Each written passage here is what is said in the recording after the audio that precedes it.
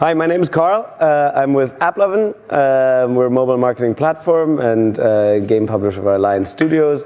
Today I'm hosting a panel with our good friends Eren from Gram Games, Shreyas from Green Panda, and Farhan from SYBO Games. Before we get into it, I'll let these guys introduce themselves. Maybe we'll start with you, Eren.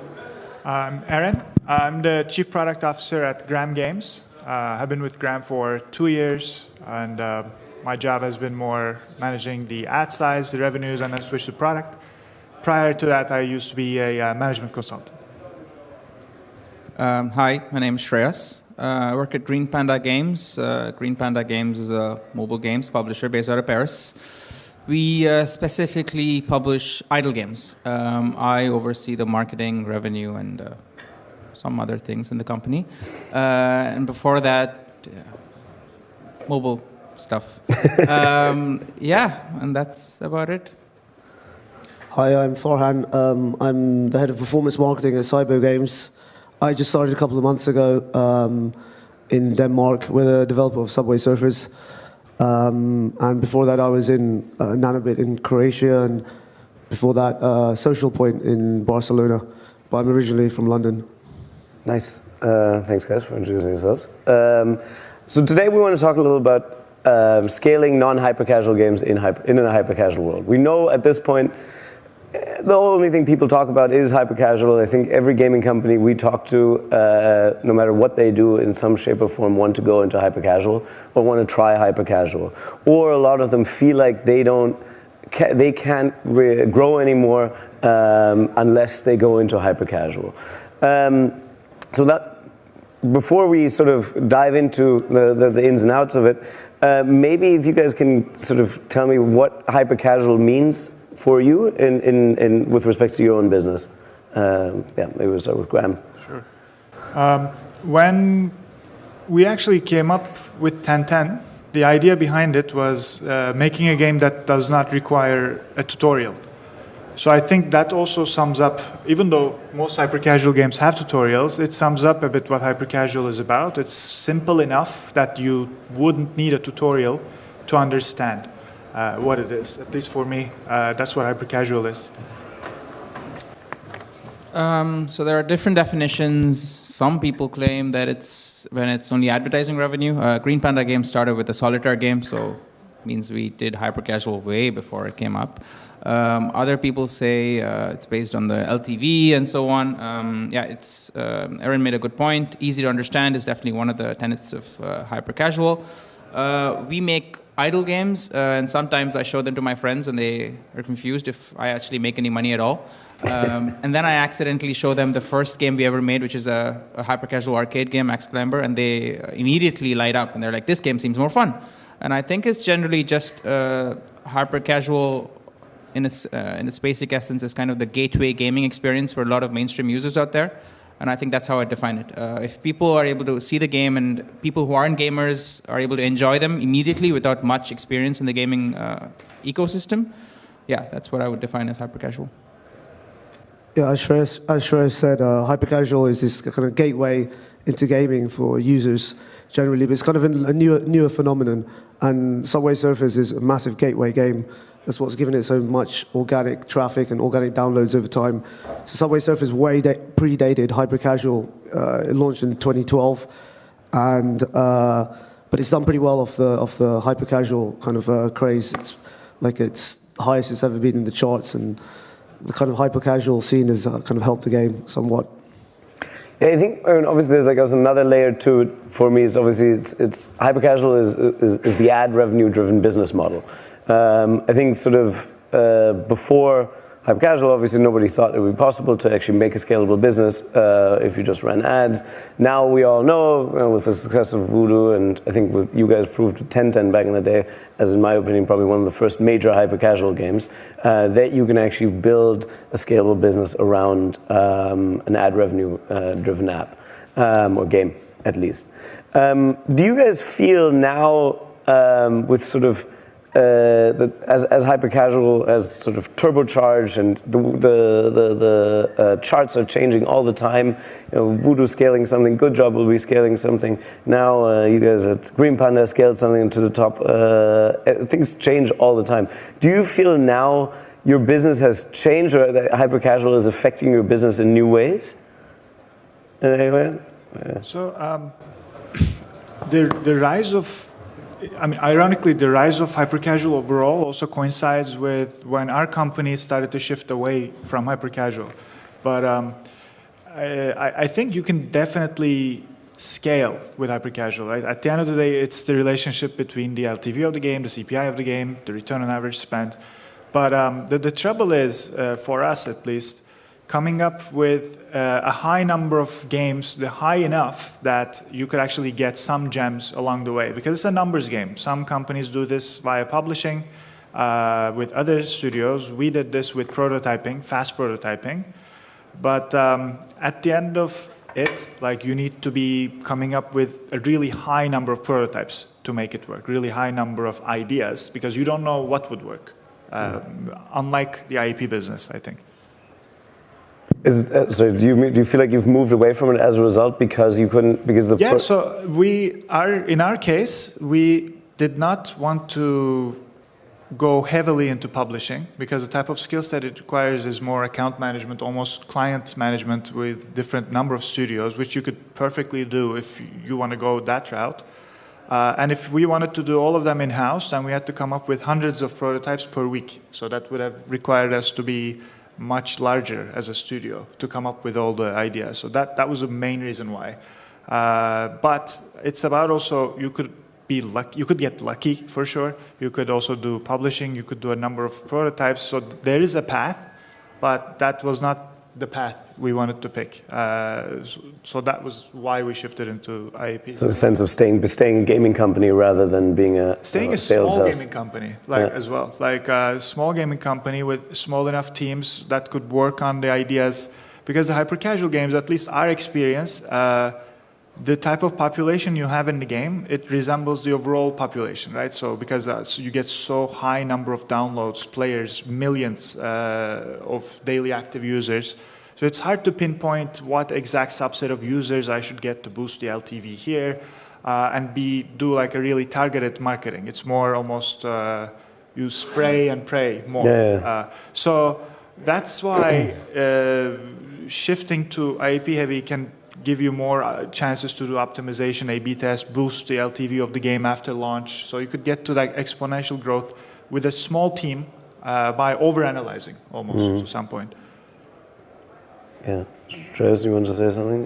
What was the question? No, do you feel sort of how the market has changed the last 2 years, and especially now how things are changing so fast? Is that affecting your business in a nutshell? And how do you make that work with regards to your business? In the last 2 years is when our business grew. I mean, our business in publishing at least is barely a year and a half old, and I think we kind of rode on the coattails of hyper casual. Our first game was a hyper casual arcade game. Axe Climber, we saw the metrics. It was a typical hyper-casual game, banners, interstitials. You get your money back in day 7, day 15, and you're done. You make your ROI. You need huge volumes, and that's it. At the same time, we were experimenting with idle games, and we saw some different metrics that excited us. The retention day 1, much higher. We averaged about 75-80% day 1 retention on these games. Rewarded video volumes were massive. Even now, I think most of the volumes of ads in our games, I think it's 80% of the volume is rewarded video, and 85% sometimes, and 15% interstitials. And some games don't even have interstitials and no banners in those games. So we've kind of changed how we work. The business model itself is still, it really depends on the game. We try to make idle games that are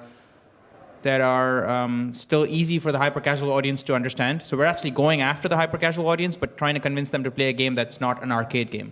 So we need to show them that this is a simple game, and it plays itself because it's an idle game, and all you have to do is push these buttons and hopefully buy some stuff. So it's kind of, we feel like the idle genre is kind of a gateway.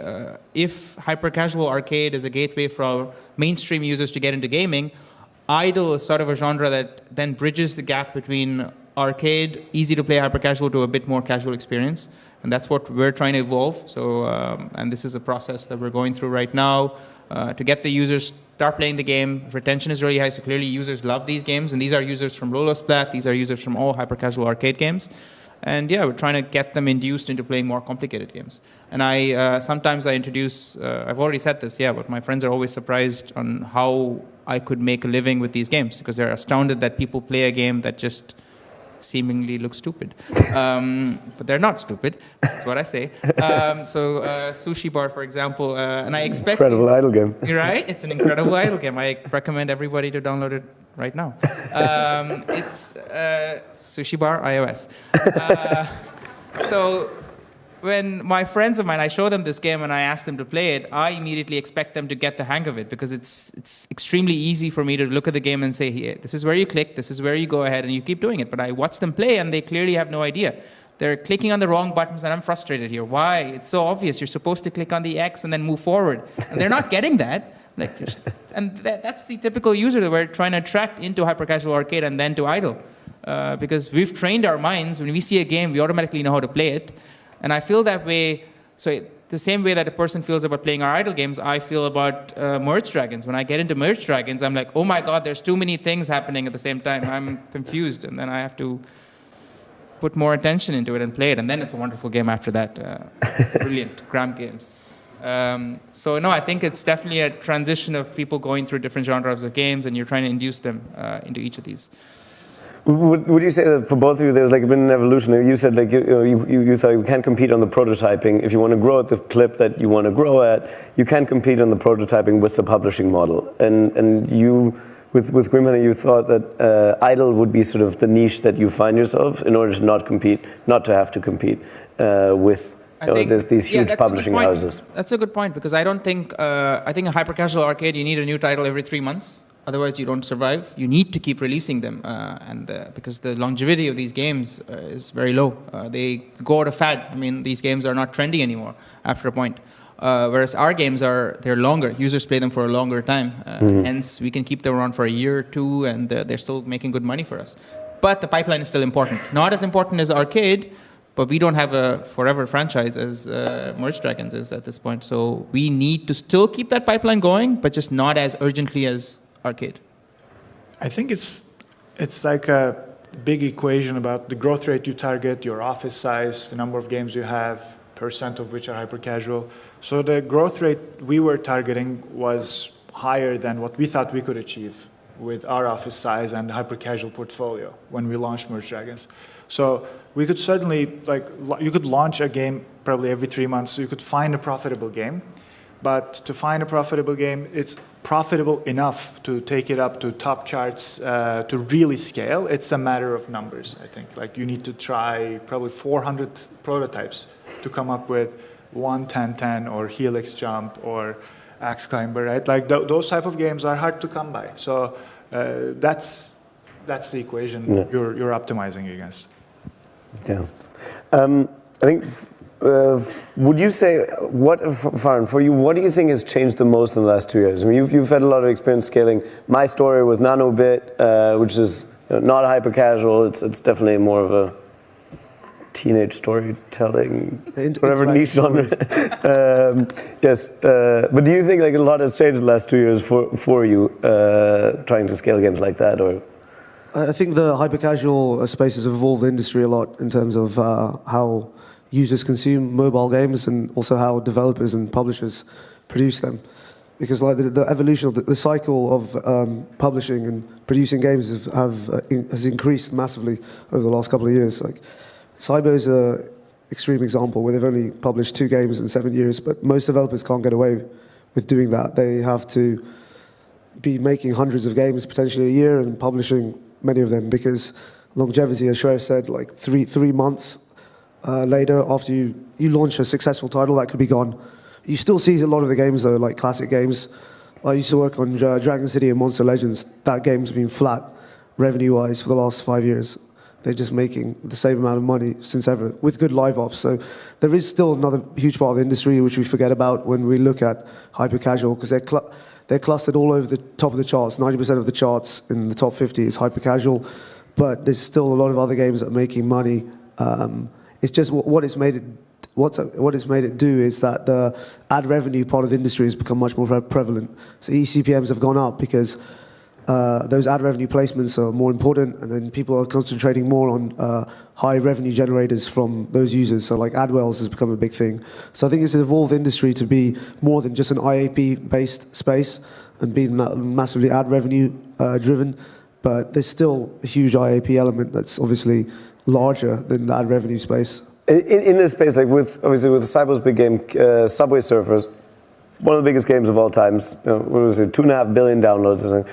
What do you think is one of the main drivers of Subway Surfers to continue doing so well? It's going to be Farhan. This is Mainly Farhan. This is a really hard question to answer. We don't really know why it's so successful. I think it was just launched. It was launched in a period like, I don't know, 7 years ago where this kind of game was really needed by the market. And it's become one of these like games that all kids played this game as their first game, as a like gateway into their gaming experience. To this day, like it's massively downloaded. It got 56 million downloads organically in January, which is just insane. And we've never done UA on this product, which is strange for me because I come from a UA background and I've never seen these volumes. Normally, I'd have to work really hard to get any kind of traction. But it's just a unique example of things out there. You don't see this really with any other kind of product. Like, there's very few games that do this. I can't decide if Farhan has the easiest job in the world or the hardest job in the world. He's going to go in, he's got billions of downloads, but then they're going to ask, this is our next game. Where is our next billion? Exactly. Yeah. Match it. I think there's maybe like for all of your games, there's a strong element of like sort of content allows you, longevity in content allow you to compete in that. I think Subway Surfers Affairs does have substantially more content and continuously adds more content than Helix Jump. I don't know how much more content you could add to Helix Jump. But it's the same for your idle games. I mean, all your idle games probably have huge opportunity in building out ops afterwards, etc. Nice. I mean, for generally, would any of you still see anything else that has majorly changed for you in the last 2 years? Otherwise, I guess for us, it's been more and more about both on the UA front and product side. It's been more about numbers, cohort optimization, and reliance more on those platforms that we could track and see. Data transparency has been very important because now you don't have, for example, the 3 or 4 same publishers that you went after to do UA, but rather it's become more and more fragmented. A new hyper-casual app could be dominating the charts every few weeks, so you cannot know everyone. You can't rely on, say, a relationship or a deal, but you need to have a very transparent optimization platform to actually do marketing, to do UA more efficiently. That's for us. That's been our focus, I guess, from the get-go, but I think it's been proving more and more important as hyper-casual started to rise more.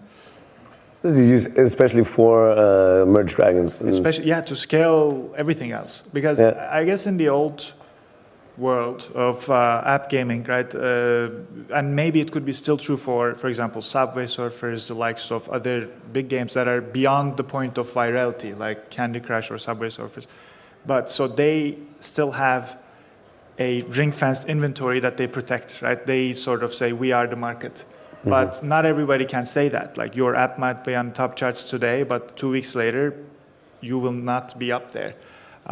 So it's hard to be protective of your inventory. It's hard to assume you are dominating the market. You sort of have that command over it because you don't, right? And it's very important to be data-driven about it. Like give out your inventory to the highest bidder, get inventory from the lowest place possible. Like it becomes almost like a giant auction platform. Yeah, I think there's been an interesting move there. Like sort of, I imagine a lot of major hyper-casual publishers assumed that they would be in full control of their inventory, and I imagine 2 years ago or a year ago, people thought, okay, Voodoo's leap ahead and Voodoo's dominance is basically unbreakable, and it's clearly not the case. Voodoo's still a huge company; they do really, really well, but the likes of Good Job Games, the likes of Say Games now has pierced into that dominance. Yeah, I think my friends at Quali mentioned last week for I think for the first time in a while, the top 10 rankings in the US, free charts, all 10 games were all from 10 different publishers. We were one of them, but all different. And that's very interesting. There's a lot of competition, and you can't take it for granted, your position in the market anymore. No. This is cool. There's really few barriers to entry for developers and publishers to come in now. Because a few years ago, I think it was harder to produce and publish a game. Now, like, there's new publishers coming in out of nowhere from all over the world who are just able to bring out products that you would not expect to come out, and they hit the top download charts. But it's hard for them to survive as well. That's the difficult thing for them. But I'd argue, I mean, I think for indies, it's probably the best single time to be an indie in this gaming industry ever before. No matter what you do, you will now find the publisher. There's competition among the publishers. You will find a publisher that, for the type of games that you want to scale, has expertise and is specialized in that, and allows you, if you build idle games, you can call somebody like Shreyas, and allows you to build. Asked him for that. Yeah. Allows you to scale anything, and the competition allows you much greater breadth of developers to be successful. In this is a more question, especially for you, Eren. You mentioned you talked a little about it's harder to market inside these ever-changing charts. There's, and obviously this is a question for everybody as well. There's a lot of people are saying that they don't find value in hyper-casual users. From my position working at a network, we have a lot of advertisers who say, no, I don't ever want to buy in a hyper-casual inventory. Those users never do a purchase, and there's no point in acquiring them. At the same time, all the users seem to be in hyper-casual, and it's impossible that not all of them are actually non-spenders.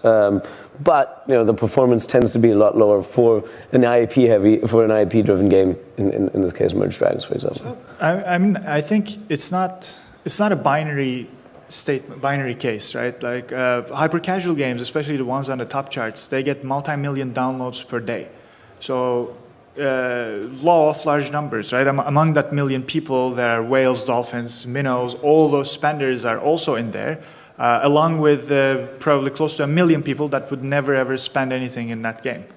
So it's probably like an off analogy, but like imagine you're throwing fishing nets with different sized holes and different altitudes of water with every game.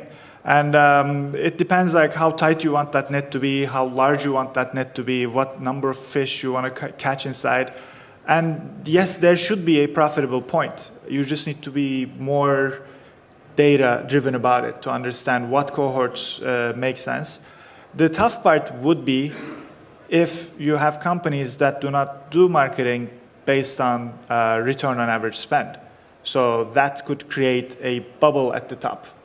So it's basically if assumingly like many hyper-casual games bidding on their inventories and bringing up the prices just for the sake of downloads. But in this case, you would find out that you're not getting your money back in a very short period of time. So that would not be sustainable in the long run. I guess we do not take like a categorical decision of not to market.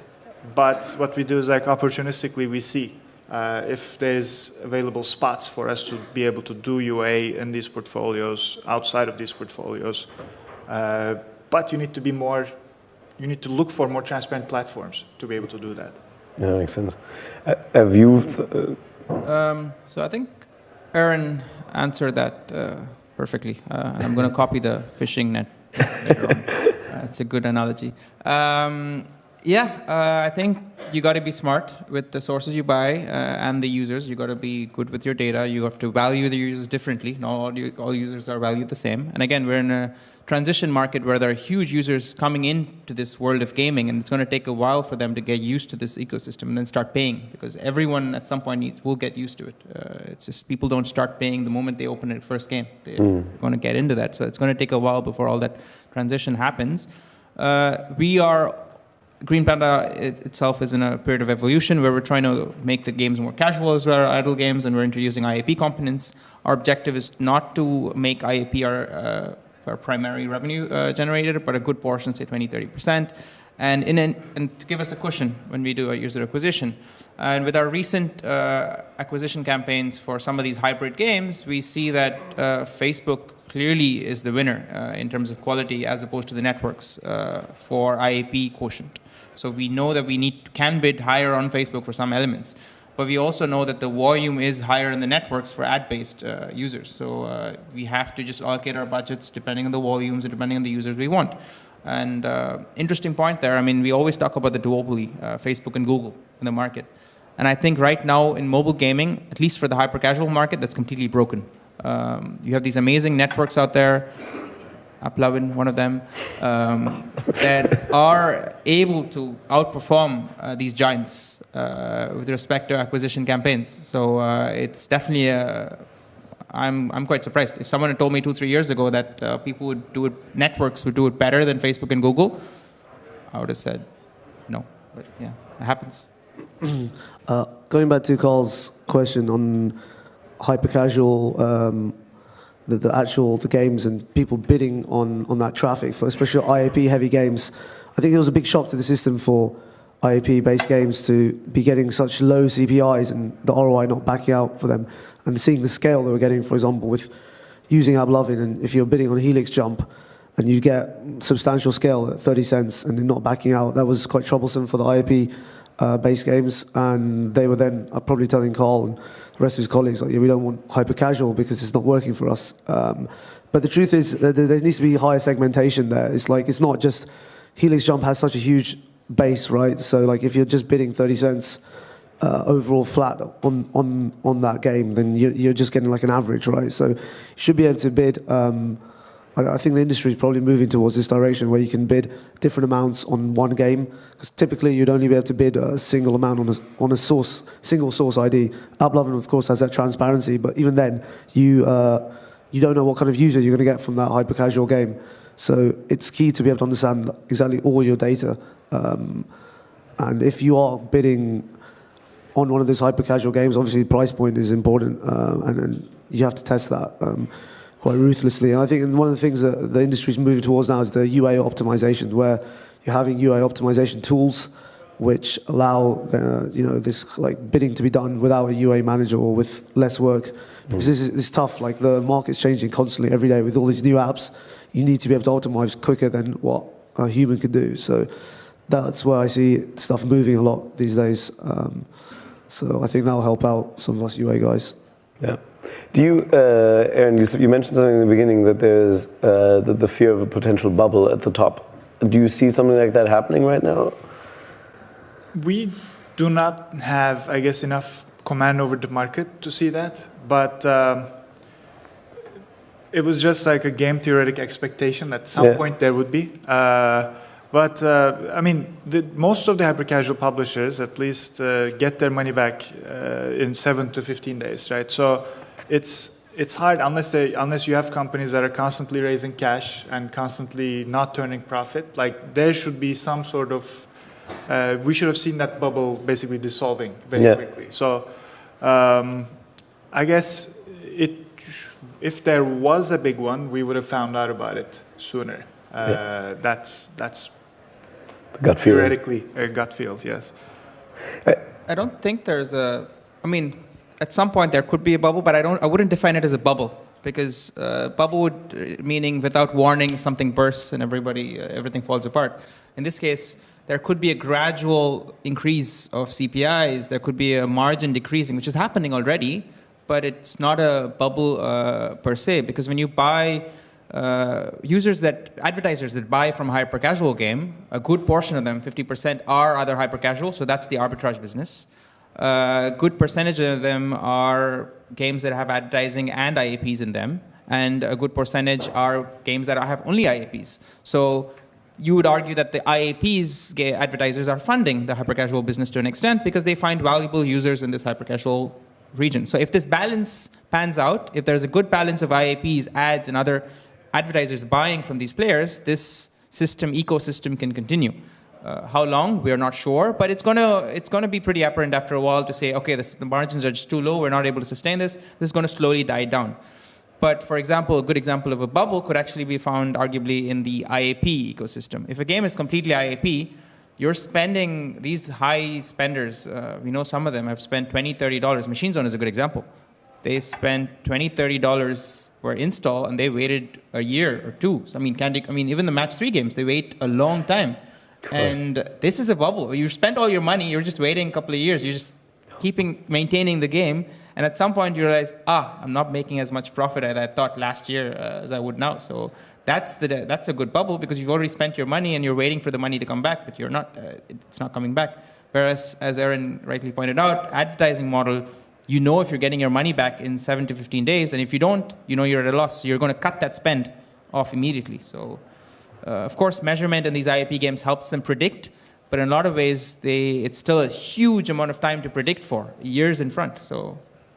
And I think there's also like a growth element, like sort of your CPMs are going up, CPIs are going up as well. Maybe some margins are going. I'm not sure if margins are squeezed. You hear different things in the market, but on a dollar value basis, if CPMs and CPIs go up, everybody's business should be growing. And I think there's an element of sort of, you have some brand advertisers, some IP advertisers who are funding this. There is a bit of a reshuffle at the top. But I think one thing that I want to dive into that I'm quite interested in is there's hypercasual has shown us a lot of tricks on the marketing front and so on that allowed that many advertisers, many developers start to incorporate in their more in their IP-driven games. Is there an element for you guys, for example, Merge Dragons? What were sort of some of the key elements you took from the hypercasual world into Merge Dragons? So basically the core of Merge Dragons, which is the merging mechanic, exists on the second hypercasual game we launched, Merged. And it was, at the end of the day, merging 3 of the same level items, getting to only 1 higher level item. So we saw that this mechanic worked with players. Like, you got a high retention, high engagement. So that's why when building out Merge Dragons further, and we saw that we actually got the MVP prototype of the person who made Merge Dragons to join us, and we developed the game together in London. But when we saw the hyper-casual mechanic being used in an IAP setting, we put more meta around it, more themes. But at the heart of it, it comes from that hyper-casual one mechanic. It was, instead of having a 5x5 board and merging dice, you actually merge dragons, items, trees, and that's the heart of it is that. So I think there are certain opportunities both going into that direction and also taking like existing game and putting more meta around it, like what Merge Planes did, for example. The core of it existed in one of our games as well, Merge Town, but I think they did even a better job of it, right? They put a right meta around it. They put like more planes, more flights, more stuff going on. So I assume the LTV of the game was larger. They were able to scale the game even more. So you could go many routes.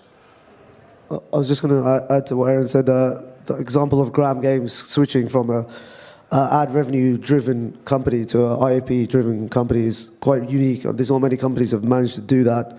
It's normally the other way around, where you're doing IAPs and you're like, oh, ad revenue is now worth a lot, so let's put a lot of our placements towards ads and then swap things out, IAP elements out, and put ads in, as part of the core loop. And that's worked really well for some companies who didn't think about putting ads in before and refused to having ads, but now incentivizing them in the right kind of place, that works well. So, I mean, it's a great testament to Eren and Gram Games for being able to do that, because I haven't seen that being easily done, where ad revenue or hyper-casual based games can swap out to make them IAP driven, because that's a tough one. It seems to be going the other way around.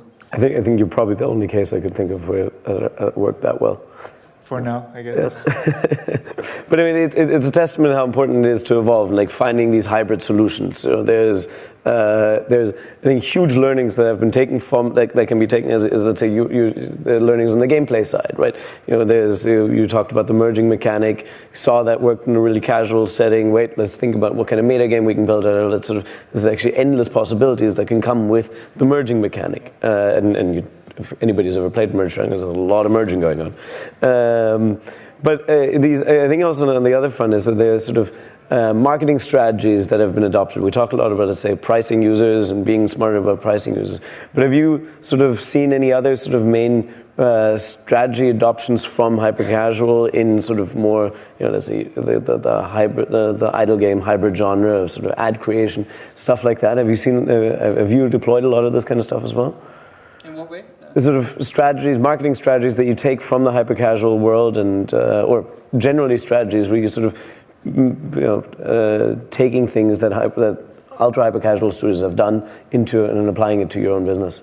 Yeah, I mean, sure. We have our own Noob Pro videos. We have our own. Everyone must have seen it at some point from other hyper-casual player video ads.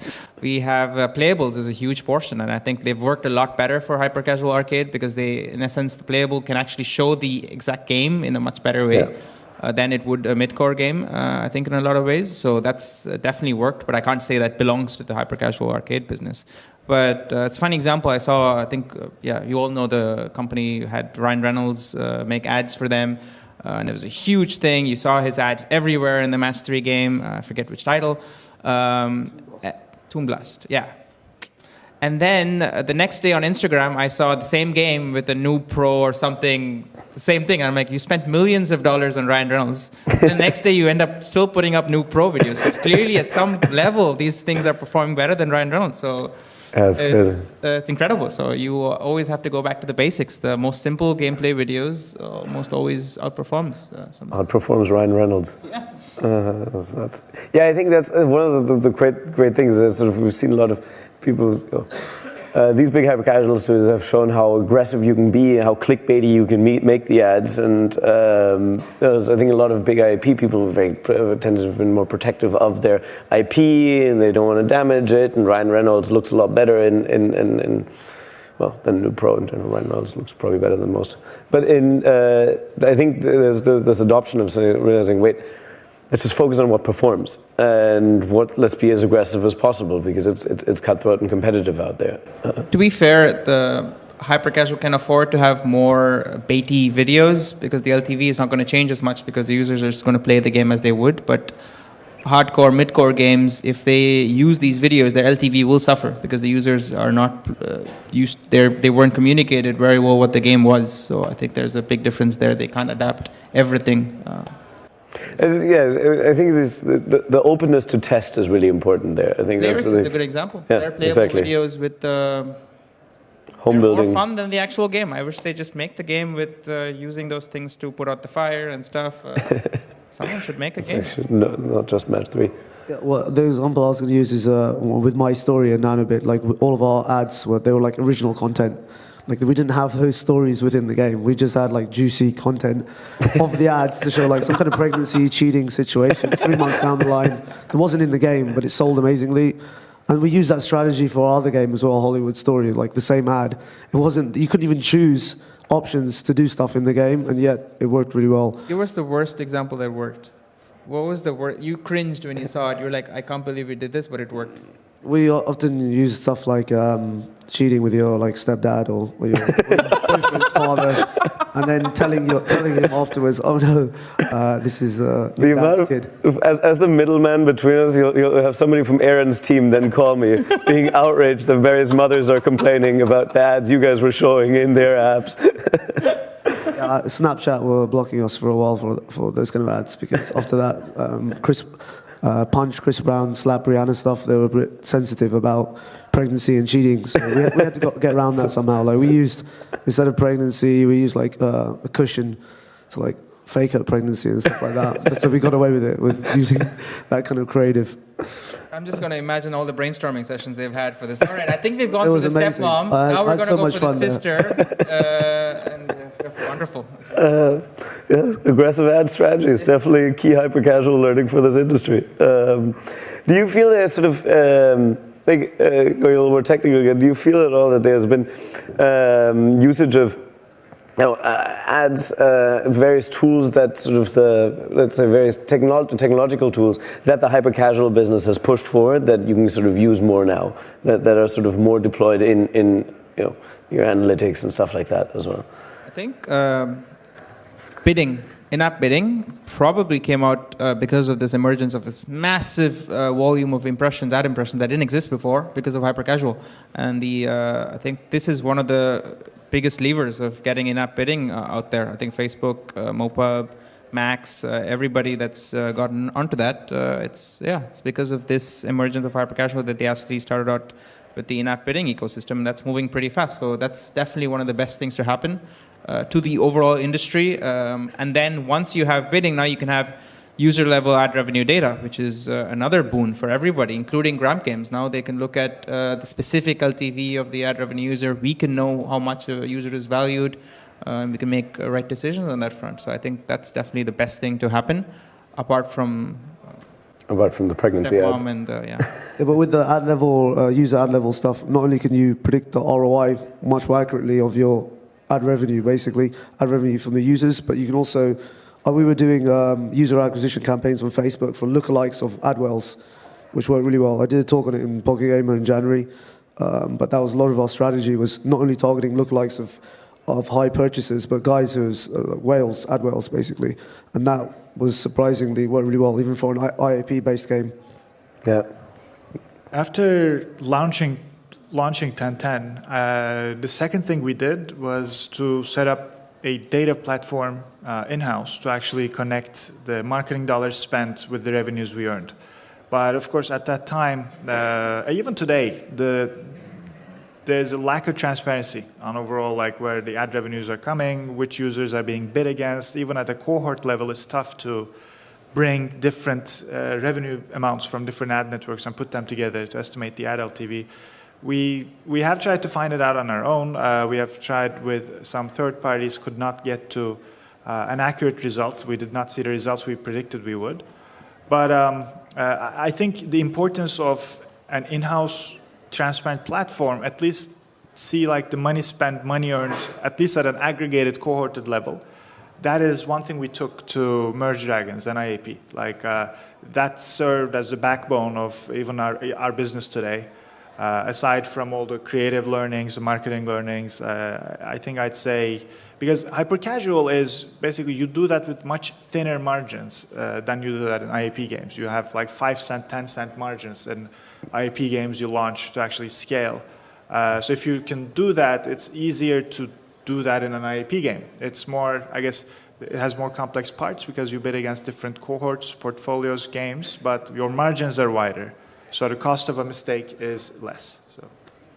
Do you, for you guys, sort of, I think Merge Dragons introduced ads, for example, a lot later than the actual launch. What sort of guided that move to say, okay, actually, it's IP driven, but let's go into ads as well. Let's look into that kind of data as well for ad users. So our thinking at that point was we did not want to include interstitials or banners on Merge Dragons for UX reasons, but rewarded video was always on the roadmap. We were planning on doing it, but we wanted to wait at least a year to understand our long-term monetization, long-term retention, and before bringing in rewarded videos, we wanted to have a long-term sense of expected player behavior, I'd say. So that when we brought a rewarded video, we could see if there was cannibalization, increase, decrease in any of the metrics, and we did it in a very gradual way. We did not want to A/B test for 6 months, but rather we just launched it at a capped level in a very small inventory. And it was beneficial for us as well. Like at least from a revenue standpoint, it did not affect any of the gaming metrics significantly at the level it is, but it brought a good deal of probably an extra 5 to 10% on top of the game's LTV. So it proved useful. Yeah. Do you, Shreyas, you mentioned sort of ad revenue attribution. Do you use these tools successfully at this point, you feel? Do you think the market has produced something that is actually really useful at this point? Yeah, I think there's always been there have been some mediations already offering this, and now the bigger ones are already offering this. I think there's still a connection to the attribution that's missing, and that's been done. Some providers, Max has an API, so that's pretty useful as well. So I think it's already out there. Of course, until the whole ecosystem moves into bidding, you'll never get the true value. But this is as close as it gets for the moment. So I think it's already useful. Interesting. For you guys at SYBO, have you been using any tools like that already, or is I don't spend any money, so I don't think there's any. Not yet. We'll get there soon. No, I think it's sort of, we've touched on sort of the two sides that I find pretty interesting about sort of what we take from hyper-casual. Being more aggressive with ads, the step-mom situation there. Being more aggressive with ads, being more comfortable with clickbait or clickbait is nasty, is a bit of a dirty word in this industry, but sort of being just more performance-oriented in driving acquisition costs down and pushing various tools. What do you guys feel is going to come as a next step? Sort of, do you see anything that's going that clearly? Okay, you mentioned bidding, for example, where the market's going to evolve even more around marketing or around monetization or retention driving in games. I mean, I think we have already started to see it, but I'd expect more fragmentation for a while, especially on the top charts, on the hyper-casual world. And margins would be thinner. So it's hard to depend on virality and organics. Like, again, excluding some of the games that are already up there, but it's hard to bring in a new game and expect that it would go viral just because it's a good game. So the survivors in that sense would be companies that rely more and more on these optimized, how to work in thin margins, how to bid the right amount at the right level, right game. But I'd say it's going to be harder and harder to bring on a new game due to the fragmentation and expect that it would do well. Do you? Yeah, I think there's always going to be innovation in the space, not specifically with respect to game creation as well. So margins will grow lesser, but there are going to be more innovative gameplays introduced. I mean, what's popular this year is not going to be popular next year. But 5 years from now, I think it'll go full circle. That's what happens always. There's always the game that you'd never thought come back would just come back as a craze. So that happens a lot. Do you think we'll see Game of War again in 5 years? It's going to be, so I think the transition is important for a lot of players. People have to transition into hybrid models. That's already happening. Gaming developers are going to use subscription to get that kind of cushion of IAPs and ad revenue. Some publishers are doing it exceptionally already, so that's great. And I think, yeah, that's going to happen. I've always said this for years. I hope the brands finally come into the play. I think a huge, staggering majority of their spend still goes to mobile web.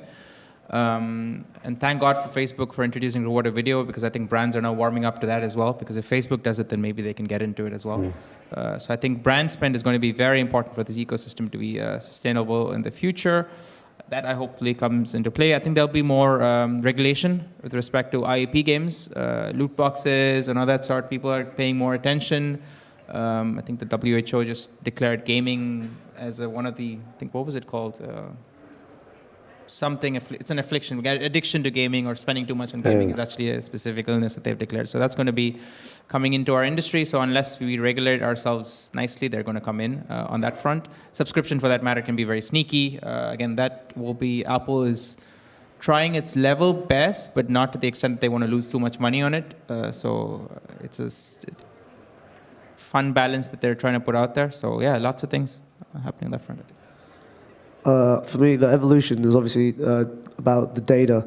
So with big data and everything being more data focused, all the developers and publishers out there having to become more data focused in the sense that they need to rely fully on the numbers, whether it's KPIs for launching a game or the marketing KPIs to understand where and how they can purchase and how quickly they can move. I think that's the most central important point for at least us guys who are the data-focused guys. But in terms of the trends of the market, I think it's like pretty impossible to predict. Like we did at the beginning of the year, AppLovin did an article, which a couple of us were coded in there, about what the hyper-casual game trend would look like this year. And I said there'd be consolidation.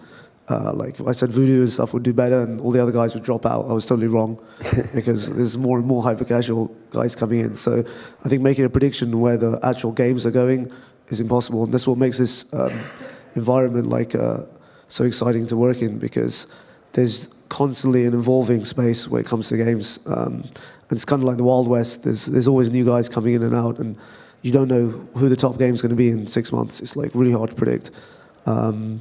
But it makes it fun for us because there's always new challenges and new ways of making a lot of money. There's less barriers now to entry because of the ad revenue, hyper casual based games that developers can publish and produce in a short period of time and get them out on the market. They didn't have the opportunity to do that before with IAP heavy games where you'd have return on investment backing out at like 6 to 12 months.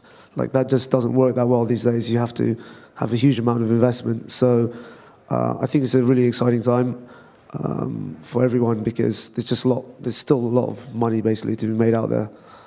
Yeah, I think as to both points, I mean, these hybrid models are going to become much more prevalent. I think you hinted at that. You have companies, if you build quality content, you can also figure out ways to use IPs and drive retention through the quality of your content. Let's say, look at a company like Legendary, which is, there's a certain hyper casual element to it, but at the same time, it's top 150 grossing or something like that, and we see that across the board. You see it in the Voodoo games as well. The Voodoo games from 1 year ago are not the same Voodoo games they're launching now. They're a lot higher quality, so the users themselves are going to want more things or want different things every year, and the companies that adapt quickest to user needs are going to be the ones that succeed.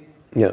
No, and naturally, sort of, if we talk about margins being just cents and so on, figuring out how to improve your content. And if you add more content, you can actually figure out ways to add IAPs and build a much more successful model.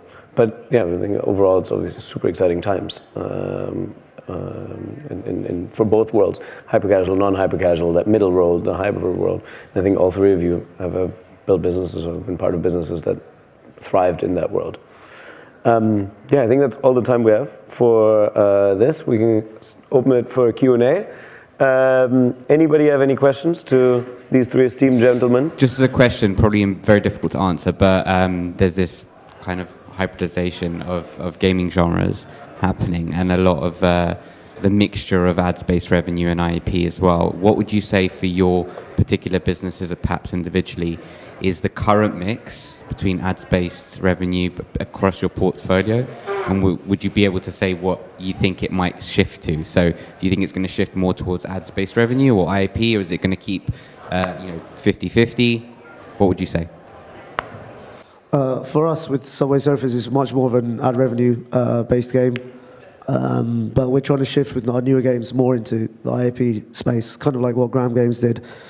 A bit like what, I guess, Rovio pulled off with Angry Birds 2, I think that game's 90% IAP driven. So we're trying to move more into that space because we don't have hyper casual games. So I think it makes a lot of sense for us to be more IAP driven. Our games currently are primarily ad-based, I think 90-10, some games even more, but the objective would definitely be to go to 80-20, 70-30, so we still want to be primarily ad-driven, because that just is the hyper-casual part of the game for us in terms of the users, why they like our game, but we definitely want to add an element where the users who want to pay and play more are able to pay, and we give them good avenues to do that. We used to be probably about 95% ads, and now we're over 90% IAP. So for us, the shift has been mostly towards the IAP. Do you feel like you want to balance it a little more? Do you want to get more ads overall into Merge Dragons, for example? I mean, I think it's going to be